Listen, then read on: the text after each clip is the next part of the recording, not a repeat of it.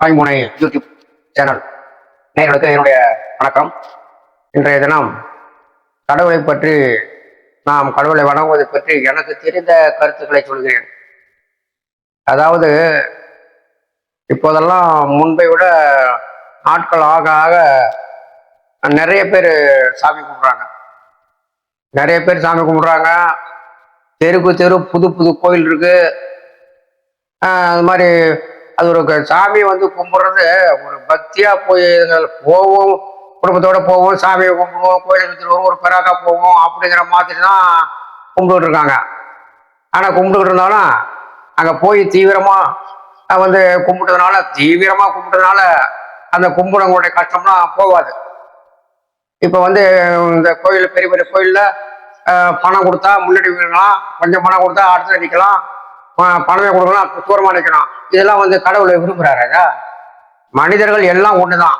இல்லை ஃபர்ஸ்ட் கிளாஸில் போய் சாமியை கிட்ட தரிசனம் பண்ணா, அப்புறம் அங்கே தரிசனம் பண்ணா, அப்புறம் நான் கடைசியில் தரிசனம் பண்ணா அப்படின்னு சொல்லிட்டு அப்புறம் வேண்டியானவங்கலாம் அப்படியே ஐயர் பெரிய மாலை போடுறது, கிரீட்டை வைக்கிறது, அது சாமி வேடிக்கை பார்த்துட்டு சாமி இதெல்லாம் பார்த்து சிரிச்சுட்டு தான் இருக்கும்.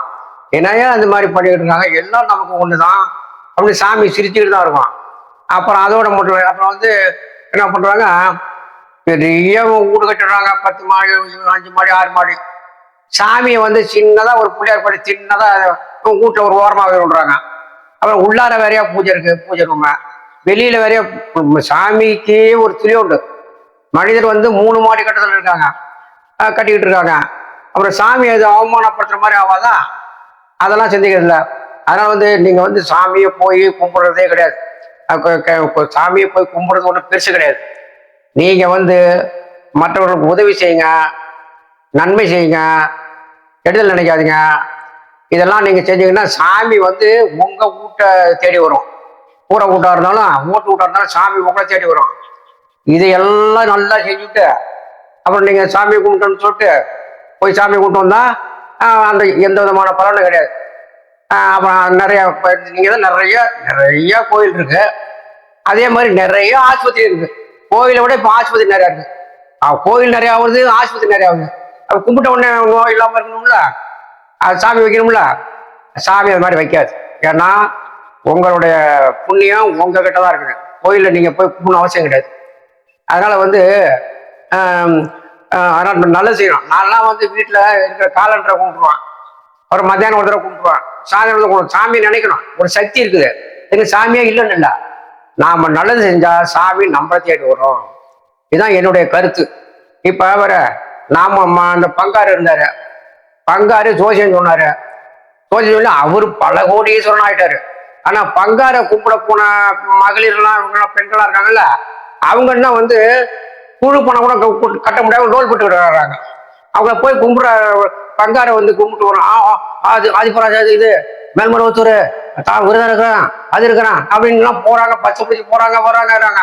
ஆனா அப்படிப்பட்ட போன மகளிருக்கு இன்னும் கஷ்டப்பட்டு தான் இருக்காங்க. குழு பணம் கட்ட முடியாம இன்னும் கஷ்டப்படுறாங்க. ஆனா பங்காரு பணக்காரர் ஆயிட்டாரு, 4 கல்லூரி கட்டிட்டாரு, பெரிய கோடீஸ்வரன் ஆயிட்டாரு இந்த ஜனங்களால. இதெல்லாம் இதெல்லாம் சிந்திச்சு பார்க்கணும். இப்ப பெரிய கோயில் இருக்கு, பெரிய கோயில் எந்த கோயிலா இருந்தாலும் சரிதான், உண்டியல்லாம் காசு போடாதீங்க.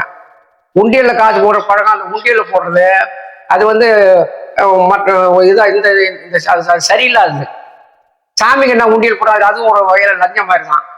இப்ப பிடபிள்யூ ஆஃபீஸ்ல அங்க இங்க எல்லா ஆஃபீஸ்லயும் கோயில் கட்டிருக்காங்க, சாமி வேடிக்கை தான் பாக்குறாரு. அங்க ஊழல் ஓடிதான் அல்லது சாமி தான் இருக்க அப்படின்னு சொல்லிட்டு ஏதாச்சும் ஊழல் ஓடிட்டாங்களா?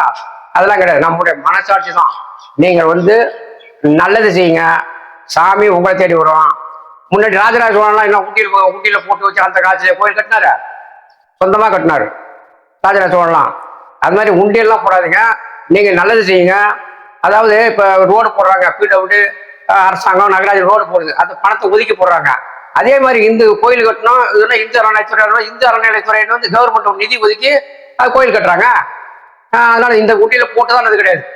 அதனால இந்த உண்டியில போடுற போனா கோயிலுக்கு மட்டும் பண்ணல, அதை வேற இதுக்கெல்லாம் செலவு பண்றாங்க. அதனால நீங்க மனசாட்சிப்படி நடங்க, மற்றவர்களுக்கு உதவி செய்யுங்க என்பதை இந்த பதிவு மூலம் நான் தெரிவித்துக் கொள்கிறேன். கடவுளை கும்பிடுவதற்கு அது ஒரு சக்தி இருக்குன்னு சொல்லிட்டு வணங்க, ஒரு சக்தி இருக்குது. அந்த சக்தி வந்து நீங்க நல்லது செஞ்சா அந்த சக்தி உங்களுக்கு துணை செய்யும். அது இல்லாமல் சும்மா வச்சு கும்பிட்டு கும்பிட்டு இது கும்பிட்டுலாம் ஒன்றும் புண்ணியம் கிடையாது. அதோட மட்டும் ஈ, எறும்பு, பறவை, பசுமாடு, எல்லா உயிரினங்கள் தான். அந்த உயிரினங்களுக்கு நீங்க வந்து உதவி செய்யுங்க. அந்த உயிரினங்கள் வாழ்வதற்கு உங்களால் என்ன செய்ய முடியுமோ அதை செய்யுங்க. அதெல்லாம் பார்ப்போம். இப்பெல்லாம் வந்து ஒரு தடவை உங்க வீட்டுக்கு முன்னாடி காக்காவுக்கு சோறு போடுங்க, வந்து மறுநாள் அதே டைம் உங்களை தேடி வரும். அது தேடி வரும், அது அந்த டைமுக்கு தேடி வரும். அது மாதிரி அதுதான் புண்ணியம். அந்த உயிரினங்களுக்கு எந்த உயிரினமாக இருந்தாலும் உயிரினங்களுக்கு உதவி செய்யுங்க. வயசானவங்களுக்கு உதவி செய்யுங்க.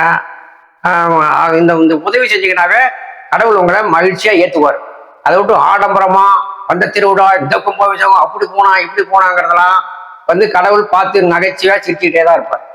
எனவே நீங்க வந்து மனசாட்சி எப்படி நடங்க, கடவுள் உங்களை தேடி வருவார். நன்றி, வணக்கம்.